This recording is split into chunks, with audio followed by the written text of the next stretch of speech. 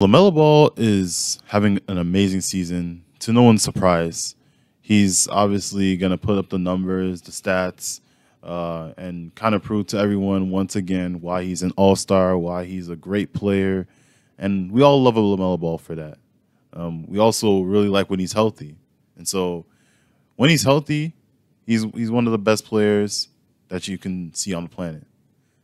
Now, the problem with that is the fact that his team really sucks.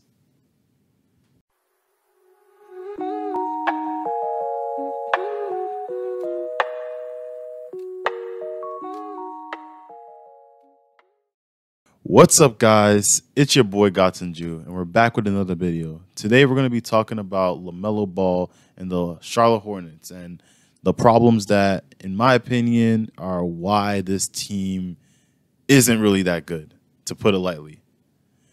But before we get into that, make sure you guys like and subscribe so you don't miss another video. I'm going to be making videos every week, so stay tuned for new videos. Oh, and don't forget to turn on notifications so you're alerted for every new video. Now, to put it lightly, the Charlotte Hornets haven't had the best start to the NBA season. They're currently 5-8 with a recent loss to the Cleveland Cavaliers, which isn't really much of a big deal. I mean, it is the Cleveland Cavaliers, the 15-0 Cleveland Cavaliers, so it's not really that big of a deal. But it seems like they've had a lot of games. For example, the Sixers, where it was really close, and it was against a good basketball team, and you would assume they'd win. They lost by 10 to the Boston Celtics in a very close game. They also had beaten a lot of good teams like the Milwaukee Bucks. So there are a lot of things that are very confusing about this team right now. And one of the main things that really are a huge factor into why they're winning these games and why they're also having these very close games is LaMelo Ball. LaMelo Ball's had an amazing season. He's been shooting from all cylinders.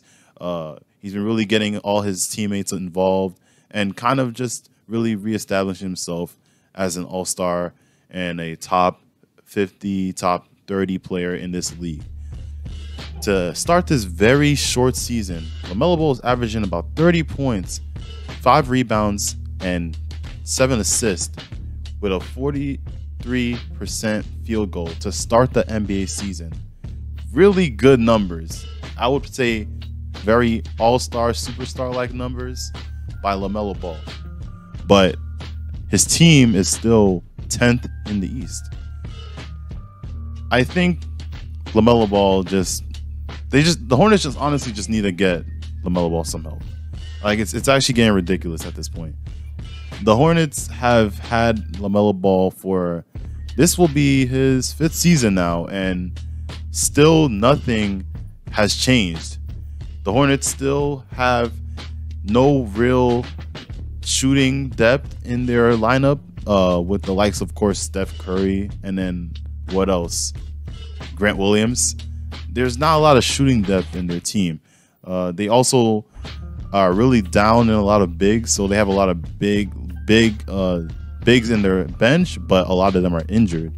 So even though they got players like Mark Williams, of course, and Josh Green, who's had a very okay season to start for the Hornets after coming from the Mavs, it's kind of just been a little low for him as far as a season so far. And then looking at all the other players on the team, players like Miles Bridges, Brandon Miller, and even Trey Mann, who have definitely given a lot of good production, but are clearly not guys that you really want to have around a player like LaMelo Ball. LaMelo Ball is a 6'9" point guard. And a player like that is very odd, but there are a lot of examples of teams that are built around 6'9" point guard-like players. For example, LeBron James with the Cleveland Cavaliers and even with the Miami Heat. He was a big, larger-than-life type of player that had the IQ of a typical point guard. And with that, you're automatically going to draw contact and draw defenses upon you. Shooters and really good shooters are the type of players that you want to have on a team with a player like a LaMelo Ball. And the Hornets haven't done the best job. I will commend them for definitely getting a few shooters during the last trade deadline, but it's not really worked out for them, and they haven't really been trying to adjust to that.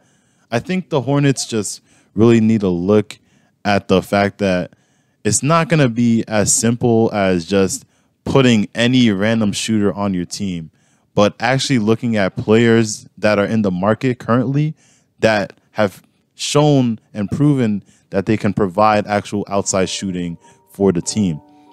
LaMelo's kind of just doing it all by himself, and he has players around him for sure, but they're more ISO players, like what I mentioned with Trey Man. They're kind of trying to do the sharpshooter thing, I will admit, with Brandon Miller, but that's kind of not really his game. As a Knicks fan, we had a player like that where they try to make him like a sharpshooter. And for the Knicks fans down in the comment section, you guys know RJ Barrett in his second year was kind of put in that position as like a sharpshooting forward, and that really wasn't his forte. He's going the paint, driving the paint, rim runner type of player, and they try to put him in that position, and that's not really what RJ was, and that definitely isn't what Brandon Miller is. He's proven it that he's a player that can ISO his way into a win in a lot of occasions. He's not just a spot up type of player, and so even though they've had a lot of players that have tried to fit in those roles for the Hornets, it's just not really worked out, in my opinion. And from what I've seen, it's not really equated to any wins like they would prefer it to. I think the Hornets also really need to get some center depth. Like, Mark Williams you can tell he's definitely like a great prospect, and he's definitely a great type of player where there's a lot of potential, but he's just never healthy. And definitely this season, he's not healthy. I mean, he's been sitting out for how long now? Like, we really need to be looking at that too. Like, I know the Hornets got him, and Hornets fans were very excited about that, but it's not really produced into anything. And they haven't had enough time, LaMelo and Mark Williams, to have legitimate chemistry to the point where he would even want to be on the court to begin with. And then you just look at all the other centers. Now, though Taj is a great, addition in the locker room, as a center to, have on your team, that's not really what you want to be looking for. He's just kind of more of a veteran presence, and they really are only starting him right now because Nick Richards and the others are kind of injured right now. So that's going to be a big thing for the Hornets this trade deadline. They really need to look into getting some centers and fill up that depth over there. And then as far as the shooters, like I said, they had a lot of good moves as far as getting a lot of guards that could shoot for them back in the trade deadline. But then a lot of them got injured, and the ones that are healthy haven't really been the same, like Seth Curry, of course. And then you look at the players that he has around him that actually do produce offense apart from him, like Trey Man, Miles Bridges, Brandon Miller, kind of playing a little bit out their roles. It's just kind of a little discombobulated situation in Charlotte. And I don't know what they plan on doing going forward, but they really do need to consider changing up the team a bit and really getting this guy LaMelo some legitimate help. Like, this is actually getting ridiculous.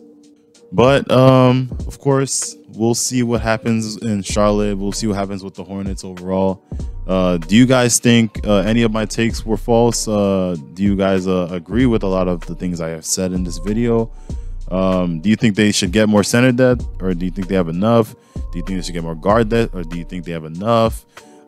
Please, Hornets fans, get in the comment section and kind of just give me more feedback on this video, because I'd really appreciate it.